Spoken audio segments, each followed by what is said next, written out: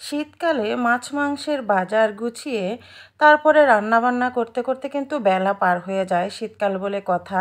শীতকালে বেলা ছোট, তাই কাজ করতে হয় খুবই তাড়াহুড়া করে, মানে সময়ের সাথে যুদ্ধ করে চলতে হয় একরকম আর কি। তা না হলে কিন্তু একেবারেই বেলা পার হয়ে যায়। তো সেই যুদ্ধ করতে করতে আজকে সম্পূর্ণ ভিডিও আপনাদের সাথে শেয়ার করব।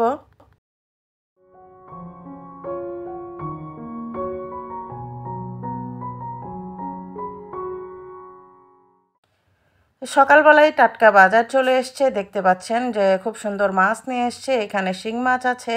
তো শিং মাছগুলোকে সুন্দর পানিতে জিয়ে রেখে দিলাম। আর এখানে মাংস এনেছে, মানে ব্রয়লার মুরগি এনেছে। এটা রামিস আর খুবই বেশি পছন্দ, রাইসুলেরও। আর এখানে আছে হাঁস। তো হাঁসটা রান্না আজকে আপনাদের সাথে আমি আজকে শেয়ার করব না। আজকে যেহেতু মাছটা টাটকা এনেছে, তো মাছের রেসিপিটা আপনাদের সাথে শেয়ার করব। নতুন আলু দিয়ে মাছ রান্না করব। আর এই তো দেখাচ্ছি, মাছটা আজকে কিন্তু কেটে নিয়ে আসছে। তা না হলে কিন্তু আমার অবস্থা কিন্তু খারাপ হয়ে যেত, কারণ এই মাছ সব কিছু কাটা, গুছানো, ধুয়ে পরিষ্কার করে ফ্রিজে রাখা, তারপরে সব মশলাপাতি গুছিয়ে তরকারি কেটে তারপরে রান্না করা কিন্তু শীতের বেলার সাথে কিন্তু পারা যায় না। শীতের বেলাটা কিন্তু ছোট হয়। তো সব কিছু করতে হয় খুবই তাড়াহুড়া করে, তা না হলে কিন্তু দুপুরবেলা অনেক দেরি হয়ে যায়। রামিসা চলে যায় উদ্বাসে। তো সকালবেলা এক কাপ চা খেয়ে কিন্তু চলে যায়। তো আসার পরে কিন্তু খেতে দিতে হয়। আর আস্তে আস্তে কিন্তু সেই 1:30-2টা বেজে যায়। সেজন্য আমি খুব তাড়াহুড়া করে রান্না বসিয়ে দেই, যাতে করে ও এসে গরম গরম ভাত খেতে পারে। এখানে নতুন আলু নিয়ে এসছে, টমেটো আছে, পেঁয়াজ, রসুন, মশলাপাতি শেষ হয়ে গিয়েছিল। আমি আপনাদেরকে আগেও বলেছি, আমি কিন্তু পুরো মাসের বাজারটা স্টোর করে রাখি না। আমার যখন যেটা প্রয়োজন হয় সেটা কিন্তু নিয়ে আসি, কারণ বাজারটা যেহেতু কাছেই আছে, এত কিছু স্টোর করে রাখতে হয় না আমাদেরকে। আর সবজির ভিতরে তেমন কিছু নাই। তো টমেটো দেখতে পাচ্ছেন, আর কাঁচামরিচ আমার বাসায় ছিল, আর অল্প কিছু এনেছি। আর এখানে বেগুন আছে, শসা আছে। তো মাছের রেসিপিটা আপনাদের সাথে শেয়ার করব।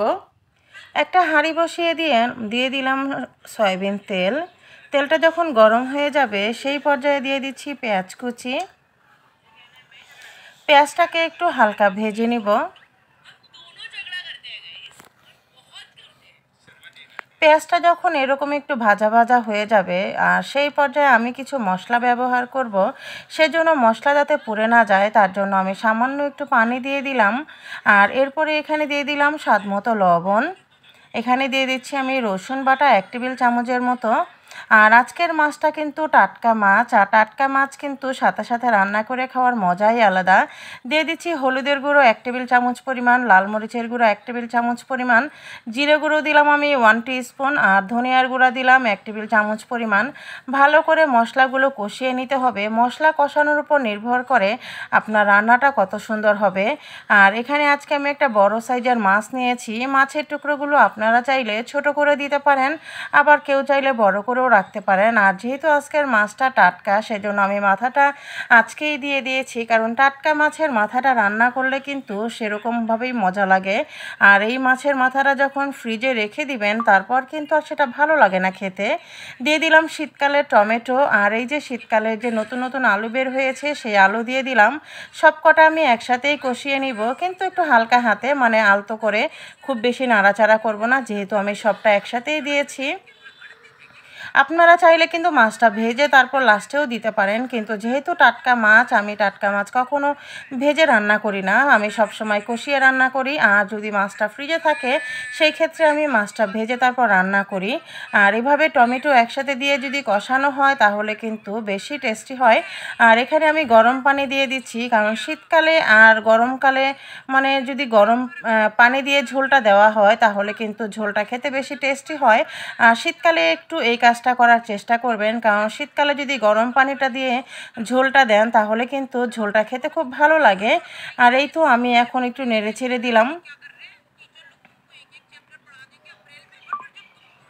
এই তো তরকারিটা ফুটে উঠেছে। আমি একটু আলতো হাতেই কিন্তু নেড়েচেড়ে দিব, যেহেতু আমি মাছটা ভেজে রান্না করিনি।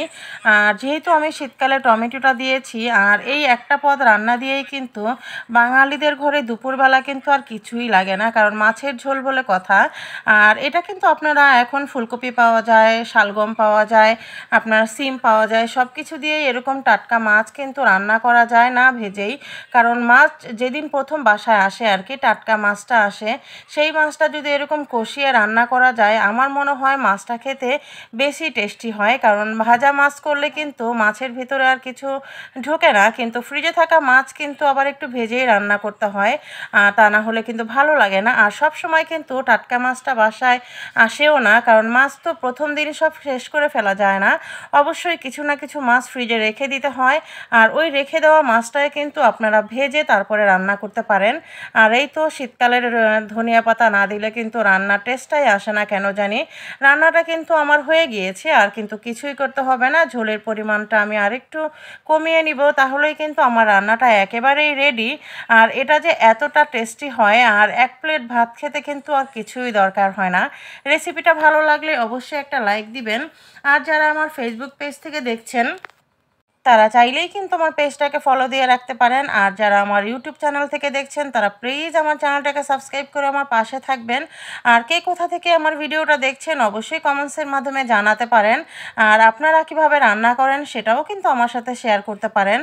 আর আমি কিন্তু সবসময় বলি আমি কিন্তু আপনাদেরকে রান্না শেখাই না, কারণ আমি আমার বাসায় আমার পরিবারের পছন্দের কথা মাথায় রেখে যেভাবে রান্না করি, আর আমার পরিবারের সবাই যে বলে যে খুব ভালো হয়েছে, সেই রেসিপিটাই কিন্তু আমি আপনাদের সাথে শেয়ার করি। আমি কিন্তু সবসময় বলি আমি আপনাদেরকে রান্না শেখাই না, আমি আমার রেসিপিটা আমি আপনাদের সাথে শেয়ার করি। সবাই ভালো থাকবেন।